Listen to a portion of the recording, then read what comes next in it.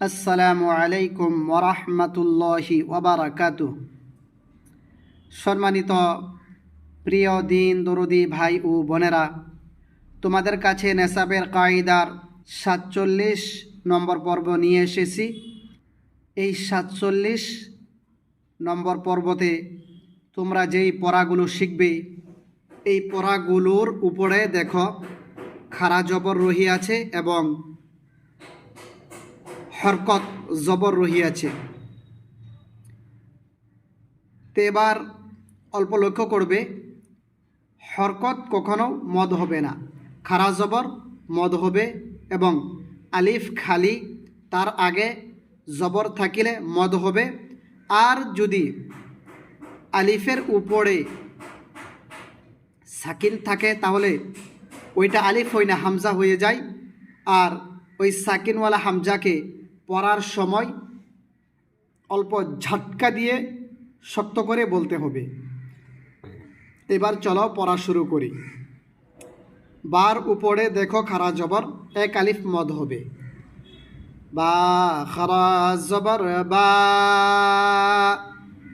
হামজার উপরে জবর আছে, মদ হবে না। হামজা জবর আ, বা আ, বা জবর বা। হামজা খাড়া জবর আ, বা আ, বা ফট করে বলতে হবে, কেন? বার উপরে জবর, হামজাকে এক আলিফ টানতে হবে। ওইটাই মদ এবং হরকত ভালো করে শিখলে অনেকটাই শুদ্ধ হয়ে যাবে কোরআনে কারিম পড়ার জন্য। তা খারা জবর তা, হামজা জবর আ, তা আ, তা জবর তা। হামজা খারা জবর আ, তা আ। ফা খারা জবর ফা, ফা জিহ্বার আগা, সামনের দাঁতের আগা থেকে উচ্চারণ করবে। ফা পাতলা করে উচ্চারণ করবে, বলতেই থাকবে বলতেই থাকবে, উচ্চারণ করিতেই থাকিবে, করতে করতে তারপরে গিয়ে শুদ্ধ হবে। ফা খারা জবর ফা, হামজা জবর আ, ফা আ, ফা জবর থা। হামজা খারা জবর আ, থা আ।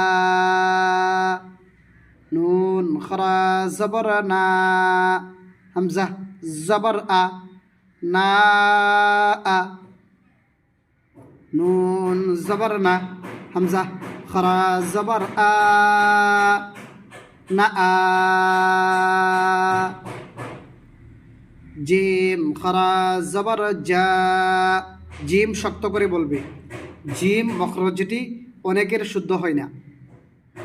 জিম শিন ইয়া মখরজ একেই, জিহ্বার মাঝে চাপা দিতে হবে, উপরের তালুর সাথে মিলানোর জন্যে চেষ্টা করিতে হবে, তারপরে গিয়ে শুদ্ধ হয়ে জিম উচ্চারণ হবে, ইয়া উচ্চারণ হবে, শিন উচ্চারণ হবে।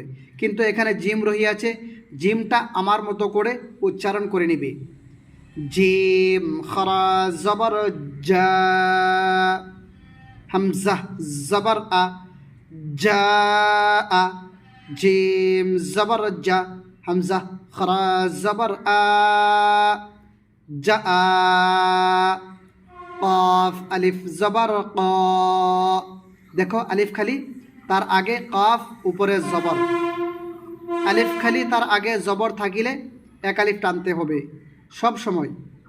কফ আলিফ জবর ক, লাম জবর লা, কলা। কফ জবর ক, লাম আলিফ জবর লা, কলা। গাইন জবর গ, মুখ ভরে বলতে হবে। জা আলিফ জবর জা, গজা। শিন জবর শা, বা আলিফ জবর বা, শাবা। তা হামজা জবর তা, লাম তা জবর লাত, তা লাত আইন আলিফ জবর আ বা জবর বা আবা শিন আলিফ জবর শা বা জবর বা শাবা